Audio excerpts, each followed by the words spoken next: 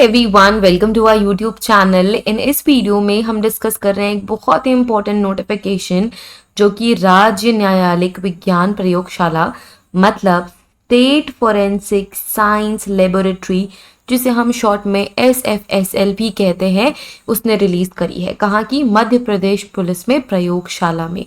Madhya Pradesh police मतलब MP police department ने SFSL में वैकेंसीज ओपन करी है। कौन कौन सी पोस्ट के लिए? तकनीशियन एंड प्रयोगशाला सहायक मतलब lab technician and laboratory assistant. तो ये दो इंपॉर्टेंट पोस्ट है जिस पे वैकेंसीज निकली है। तो ये पूरी की पूरी नोटिफिकेशन हम डिस्कस करेंगे आज की वीडियो में एंड जानेंगे कि कौन कौन से पोस्ट पे कितनी वैकेंसीज है, क्या सैलरी रहेगी, क्या एजुकेशनल बैकग्राउंड है, अगर एग्जाम हो रहा है तो उसमें क्या पूछा जाएगा। Everything we will discuss in this video. ठीक है, सारा का सारा जो PDF है वो हिंदी में है। मैं ट्रांसलेट करके बताती चलूंगी कि क्या मीनिंग है उन सभी बच्चों को जिनको हिंदी समझने में, प्रॉपर हिंदी समझने में थोड़ी सी प्रॉब्लम होती है। ओके, सो मध्य प्रदेश पुलिस के अंतर्गत राज्य न्यायालयिक प्रयोगशाला में विभिन्न पदों पर भर्ती हेतु निम्नलिखित पदों के लिए आवेदन पत्र आमंत्रित किए जाते हैं, मतलब एप्लीकेशन इनवाइट किए गए हैं SFSL के लिए। जो दो पोस्ट मैंने बताई थी, lab technician and laboratory assistant, तो ये दो पोस्ट के लिए डिफरेंट डिफरेंट वैकेंसीज ओपन है। तो यहाँ पे आप देख सकते हैं लेबोरेटरी टेक्नीशियन मतलब प्रयोगशाला तकनीशियन के लिए अनरिजर्व कैटेगरी में 3 सीट्स है, OBC में 2 सीट है, SC में 2 सीट है, ST में 3, EWS में 2 एंड टोटल ग्रैंड टोटल बनता है टोटल 12 वैकेंसीज। एक्स जो सर्विसमैन है 10% इनको भी रिजर्वेशन है। सो अनरिजर्व में 1, OBC 1, ST, SC and EWS 0। So total 2 ही यहाँ पे सीट्स रिजर्व होती हैं। इसके अलावा ये बहुत बड़ी अपॉर्चुनिटी है to all the female candidates जिनको SFSL में जाना है। तो आपको 33% रिजर्वेशन मिल रहा है। आप बहुत जगहों पे देखोगे कि फीमेल रिजर्वेशंस होते हैं। हम चाहते हैं कि जो हमारी फीमेल्स हैं वो पुलिस डिपार्टमेंट में जाए एंड ऐसे ही कई सारे और एग्जाम्स है जिसमें फीमेल रिजर्वेशन आपको देखने को मिलेगा।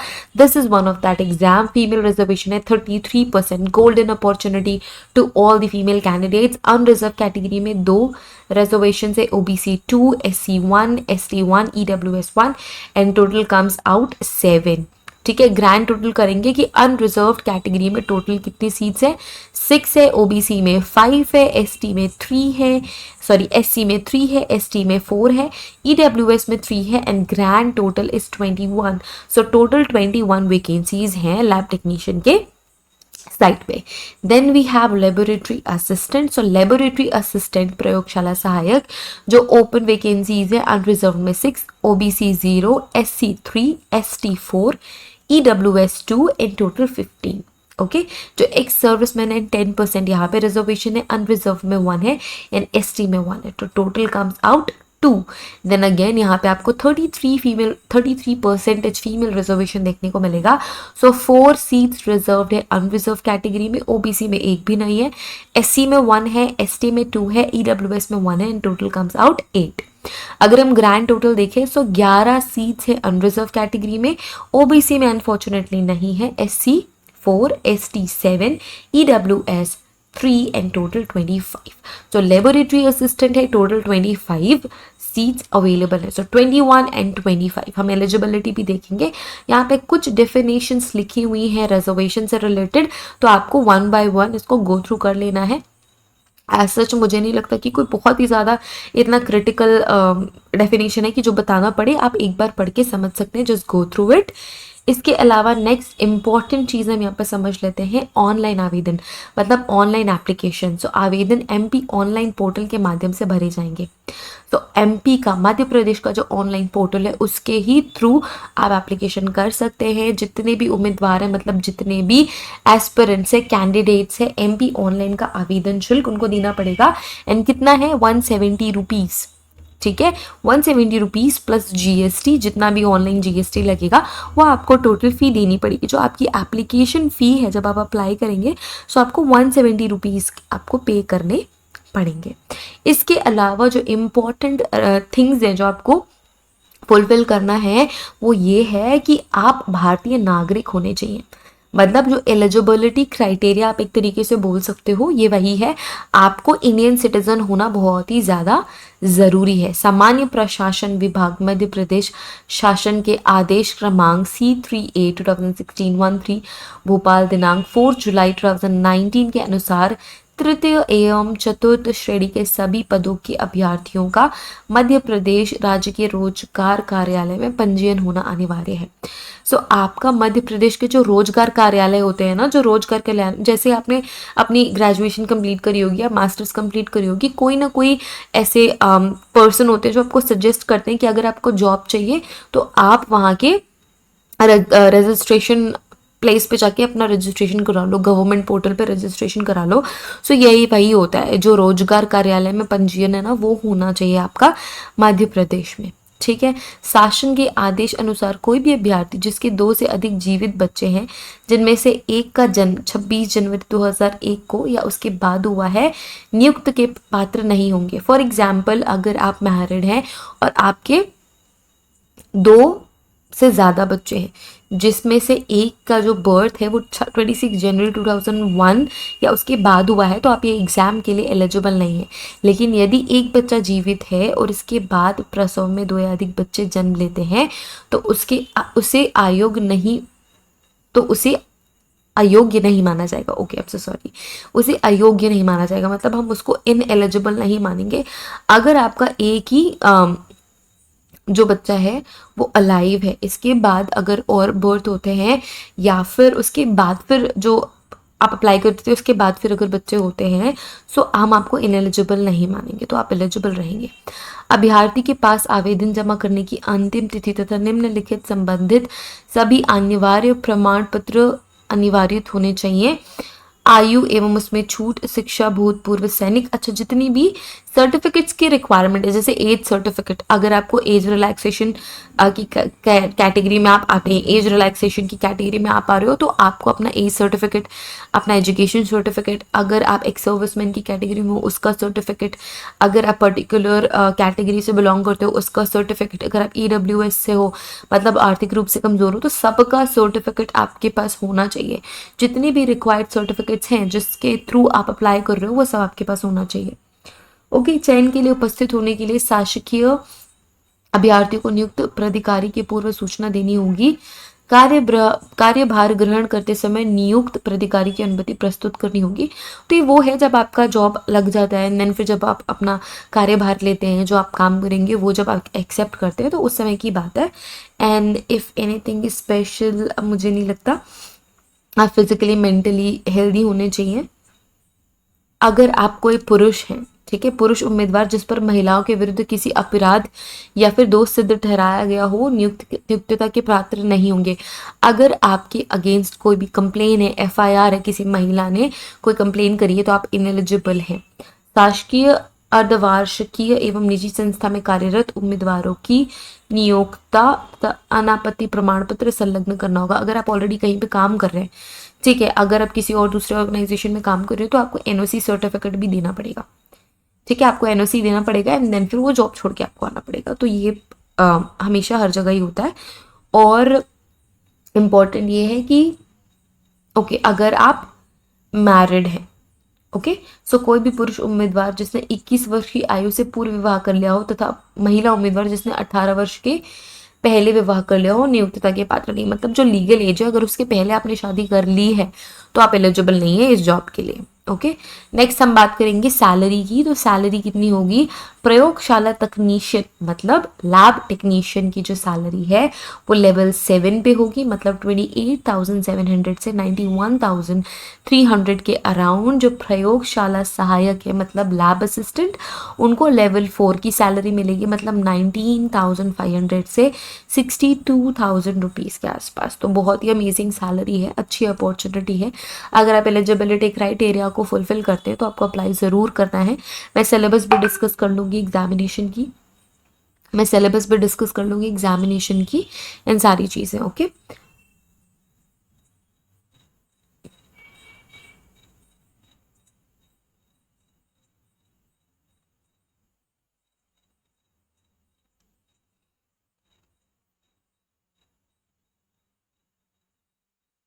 ओके, नेक्स्ट क्या है, जितने भी यहाँ पे आपको सीट्स दिख रही हैं, विज्ञापित पदों की संख्या में परिवर्तन अर्थात कमी या वृद्धि हो सकती है। हो सकता है कि जितना लेट्स से 21 एंड 25 वैकेंसी दी गई हैं, तो हो सकता है इससे ज़्यादा भी हो जाए, हो सकता है इससे कम भी हो जाए।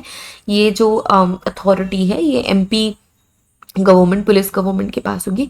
सभी पद तृतीय श्रेणी के हैं, मतलब तृतीय थर्ड कैटेगरी के हैं सारे के सारे पोस्ट। ओके, चयनित अभ्यर्थियों को उनकी पद प्राथमिकता एवं मेरिट सूची के अनुसार पद संवर्ग आरक्षण के अनुपात में आवंटित किए जाएंगे। मतलब आपका जो रिजल्ट आएगा, आपका जो मेरिट आएगा, वो आपके मार्क्स के अकॉर्डिंग, आप जिस कैटेगरी में फॉलो करते हैं उसके अकॉर्डिंग ही दिया जाएगा। ओके,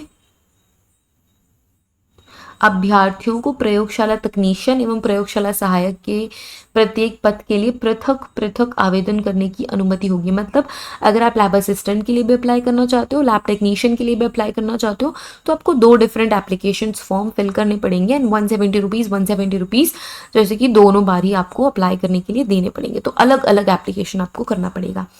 किसी ऐसे उम्मीदवार को जिसके मामले में पात्रता प्रमाण पत्र आवश्यक हो, इस बात के अध्ययन अनुमित अनंतिम रूप से नियुक्त किया जा सकेगा कि राज्य सरकार द्वारा एवं पद के आवश्यक प्रमाण पत्र अंततः जारी कर दिए जाएंगे। जितने भी सर्टिफिकेट्स जो हैं, प्रमाण पत्र मतलब सर्टिफिकेट्स होते हैं, जितने भी रिक्वायर्ड सर्टिफिकेट्स होते हैं वो आपके पास होने चाहिए, और जो सर्टिफिकेट्स आपको चाहिए वो अंततः जारी कर दिए जाएंगे, मतलब लास्टली आपको दे दिए जाएंगे। ऐसा अभ्यर्थी जो मध्य प्रदेश के स्थायी आदिवासी डोमिसाइल नहीं है, सिर्फ अनारक्षित ओपन के अंतर्गत रिक्त पदों पे अपना आवेदन प्रस्तुत कर सकते हो। कि वेरी इंपॉर्टेंट, जब भी मैं कोई भी नोटिफिकेशन डिस्कस करती हूँ, बहुत सारी सी क्वेरीज आती हैं कि मैम हम लेट्स से मध्य प्रदेश से नोटिफिकेशन आई है, तो हम आउट ऑफ मध्य प्रदेश के हैं, मतलब हम मध्य प्रदेश में नहीं रहते, हम कहीं और रहते हैं, बट इस पोस्ट के लिए अप्लाई करना चाहते हैं, तो क्या हम कर सकते हैं? तो बहुत सारे स्टेट से अलाउ नहीं करते कि दूसरे स्टूडेंट्स हमारे स्टेट में अप्लाई कर सके। बट जो ये आपको पोस्ट देखने को मिल रही है, अगर आप आउट ऑफ मध्य प्रदेश है, मतलब आपके पास एमपी का डोमिसाइल नहीं है, तो आप ओपनली ये फिल कर सकते हैं। मतलब आपके रिजर्वेशन, भले आप एसटी हो, एससी हो, ईडब्ल्यूएस हो, जो भी आपके पास सर्टिफिकेट्स आपके पास होंगे जो आपके स्टेट में काम करते हैं, आप इस पोस्ट पे अप्लाई नहीं कर सकते कि आप रिजर्वेशंस नहीं ले सकते। बिना रिजर्वेशन आप अप्लाई कर सकते हैं एंड प्रिपरेशन करके आप ऑफकोर्स जॉब सिक्योर कर सकते हैं। बट अगर आपके पास एमपी का डोमिसाइल नहीं है, निवास प्रमाण पत्र नहीं है, है ना, तो आपको अनारक्षित मतलब ओपन से अप्लाई करना पड़ेगा। ऐसे आवेदकों को आरक्षण एवं आयु सीमा में छूट का कोई भी लाभ नहीं मिलेगा। आपको किसी भी तरह का रिजर्वेशन नहीं मिलेगा, चाहे वो एज में हो, चाहे वो कास्ट वाइज हो। ओके, जो मिनिमम एज है वो 1 जनवरी से कम 18 होनी चाहिए, और 40+3 कोविड की वजह से आपको 3 साल का रिलैक्सेशन दे रहा है, जो 40 मानते हम, बट 43 हमने इसको कर दिया है। ये एक बहुत ही अच्छा मुझे लगा, जैसे मैंने अभी जैसे आपको बताया ना कि 3 इयर्स कोविड में बहुत लोगों का टाइम वेस्ट हो गया है ना, तो इस वजह से ये बहुत ही अच्छी पहल है मेरे हिसाब से एमपी गवर्नमेंट की, वो 3 इयर्स एक्सटेंड कर रहे हैं, क्योंकि कोविड में बहुत लोगों ने टाइम निकाला है और उनकी एज बढ़ गई। ओके, अर्थात किसी भी प्रकार के आरक्षण की पात्रता हेतु मध्य प्रदेश राज्य का स्थायी निवासी होना जरूरी है। Okay fine. इसके अलावा जो न्यूनतम शैक्षणिक आर्हताएं, मतलब जो मिनिमम एलिजिबिलिटी रिक्वायरमेंट है, मिनिमम एजुकेशनल रिक्वायरमेंट्स, ठीक है, एजुकेशन बैकग्राउंड की हम बात कर रहे हैं। तो हम बात करें अगर प्रयोगशाला तकनीशियन मतलब लेबोरेटरी टेक्नीशियन की बात करें, तो ये किसके अंदर आएगा? राज्य न्यायालयिक विज्ञान प्रयोगशाला गृह पुलिस विभाग, ठीक है, स्टेट फॉरेंसिक साइंस लेबोरेटरी के अंदर आएगा। श्रेणी है राज अर्ध राजपत्रित तृतीय श्रेणी, मैंने पहले बताया थर्ड कैटेगरी की है। पद की जो स्थिति है वो स्थायी है, तो वो सारे एस्पिरेंट जिनको बिल्कुल कंफर्म जॉब चाहिए, स्थायी जॉब चाहिए, है ना, ऐसा कुछ भी नहीं है कि 1 साल का कॉन्ट्रैक्ट है, 2 साल का है, 3 साल का है। अगर आपको ये जॉब मिलती है तो कंफर्म परमानेंट जॉब मिलेगी, ठीक है। आपको क्या पढ़ा होना चाहिए? Physics, chemistry, biology. अगर आप पीसीबी से ग्रेजुएट हैं, स्नातक मतलब ग्रेजुएट, तो आप एलिजिबल हैं। आपको 2 साल का अनुभव की भी यहाँ पे रिक्वायरमेंट है भाई, आपको एक्सपीरियंस होना चाहिए, 2 इयर्स का एक्सपीरियंस होना चाहिए। किसी भी विज्ञान प्रयोगशाला मतलब किसी भी लेबोरेटरी में आपको 2 साल का एक्सपीरियंस होना चाहिए, आप एलिजिबल हो। अतिरिक्त शैक्षणिक योग्यता मतलब फोटोग्राफी में अगर आपने डिप्लोमा किया है well and good, IT, electrician, plumber, किसी भी तरीके के भारी वाहन ड्राइविंग आपने करी है, अगर आप लाइसेंस धारी हैं तो आपको बोनस मार्क्स मिलेंगे।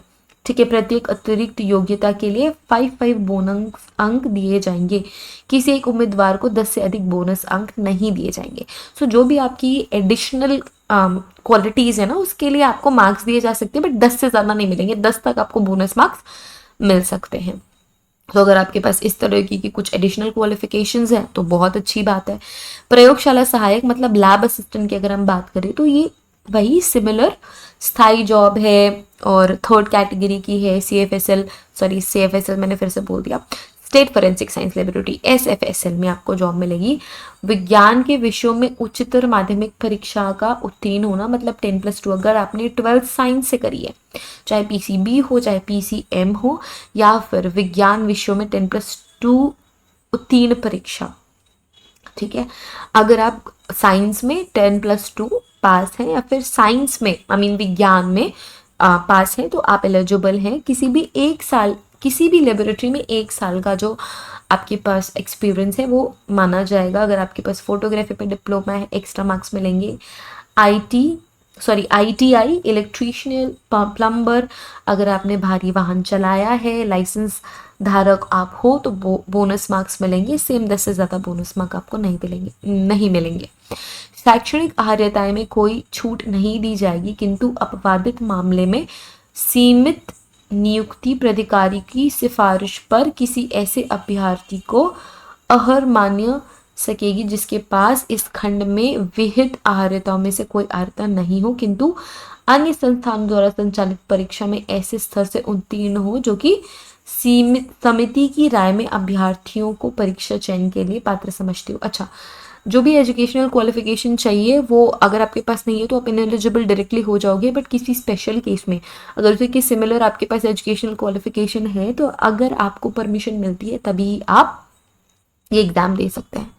ठीक है, एज का मैंने ऑलरेडी आपको बता दिया है कि एज मिनिमम 18 ईयर्स है, मैक्सिमम 43 ईयर्स है। 40+3 मतलब 3 साल कोविड का ऐड किया गया है। ये आप पुरुष और महिला, मेल एंड फीमेल की कैटेगरी में आप देख सकते हो, जो मध्य प्रदेश में आरक्षित हैं या जो मध्य प्रदेश के बाहर हैं। ये आप एक बार ये टेबल गो थ्रू कर लेना, बहुत ज़्यादा इंपॉर्टेंट है। ओके, नेक्स्ट जो भी इंपॉर्टेंट चीज़ होगी मैं डिस्कस कर लूंगी। Let's just go through it. ये जो भी चीज़ें लिखी हैं आप सिंपली पढ़ सकते हो, या तो ये बहुत ही ज़्यादा सिंपल है या तो जिसकी रिक्वायरमेंट नहीं है। ठीक है, चयन समिति भर्ती हेतु पुलिस मुख्यालय द्वारा गठित समिति ही चयन करेगी। मतलब आपका जो सिलेक्शन है ना, एक टीम बनेगी पुलिस मुख्यालय के साइड से, पुलिस जो हायर अथॉरिटी है उनकी साइड से, एंड देन वो आपको क्या करेगी, सेलेक्ट करेगी।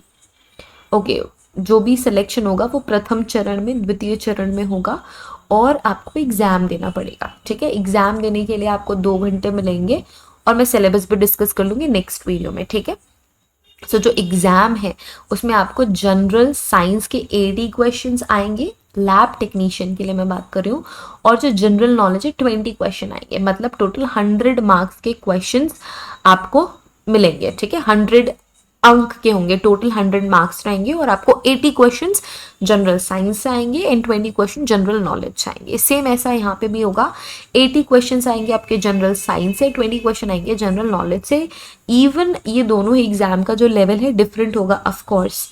ठीक है, क्योंकि यहाँ पे एजुकेशनल क्वालिफिकेशन का डिफरेंस है। यहाँ पे मिनिमम ग्रेजुएशन की हमने बात करी है, लेट्स से BSc की हम बात करते हैं, यहाँ पे हमने 10+2 के लेवल की बात करी है, तो ऑफ कोर्स क्वेश्चन के लेवल में काफ़ी डिफरेंस आपको देखने को मिलेगा, बट स्कीम वही रहेगी। 80 क्वेश्चंस जनरल साइंस के, 80 क्वेश्चन जनरल साइंस के, 20 क्वेश्चन जनरल नॉलेज के।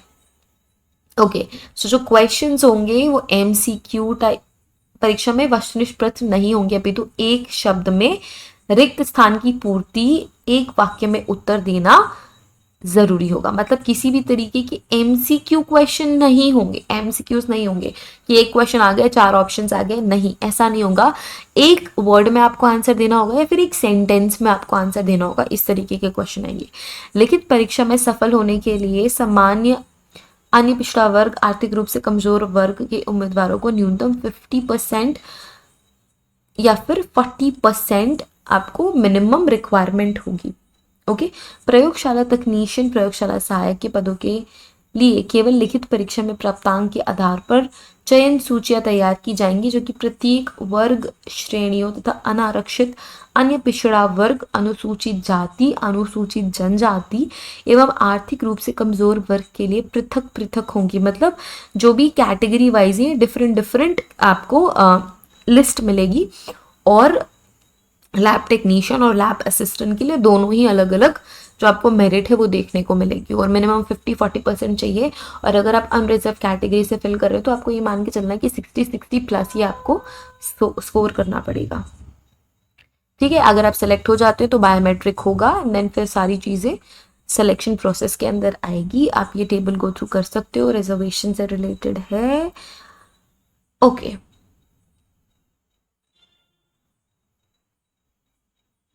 अच्छा, ये इंपॉर्टेंट है कि लिखित परीक्षा जो आपका रिटन एग्जामिनेशन होगा उसमें आने के लिए, उसमें सबमिट होने के लिए अनुसूचित जाति, अनुसूचित जनजाति या फिर अन्य पिछड़ा वर्ग के अभ्यर्थियों को शासन के आदेश अनुसार वास्तविक यात्रा किराया देना पड़ेगा। मतलब आपको आने जाने के टिकट का पैसा मिलेगा। यात्रा टिकट प्रस्तुत न करने की स्थिति में अभ्यर्थियों को पते के जिले में जाने वाली ट्रेन या बल का किराया मिलेगा। ठीक है। तो आने जाने के पैसे आपको मिल जाएंगे।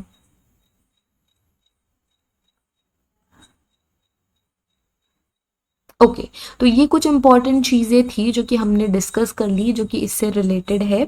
नेक्स्ट वीडियो में हम बात करेंगे कि सिलेबस क्या रहेगा, जिससे 80 क्वेश्चंस आएंगे एंड 20 क्वेश्चंस आएंगे, और किस तरीके से अप्लाई करना है ये स्टेप बाय स्टेप भी मैं किसी दूसरे वीडियो में बता दूंगी। आई तो अगर आप एलिजिबिलिटी क्राइटेरिया फुलफिल करते हैं तो आपको अप्लाई करना है। Wishing you all the best. बहुत ही अच्छी अपॉर्चुनिटी है, बहुत ही अच्छी जॉब प्रोफाइल है, आपको ज़रूर अप्लाई करना चाहिए। Thank you so much everyone for watching this video. Have a great day ahead. Take care of yourselves and see you guys in the next video. Till then, take care. Bye.